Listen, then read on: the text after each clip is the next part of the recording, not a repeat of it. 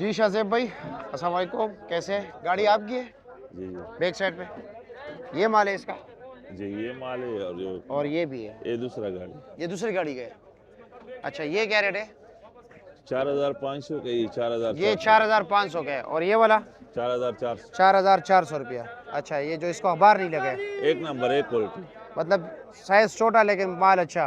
कड़क सेब है, अच्छा, पहाड़ी कड़क इलाकों सेब का है, सेब टोस है। सेब है, हाँ, टोस्ट जूसी। सेब।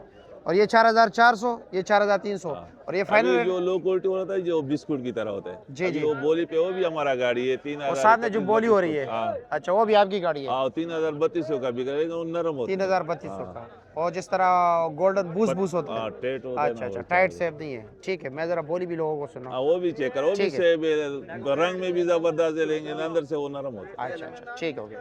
अभी आपको वो सेब भी दिखाते हैं। ये देख रहे हैं जिसकी बोली हो रही है, जो अंदर से नरम होता है।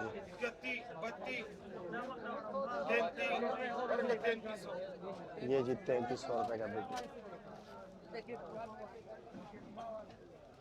3100,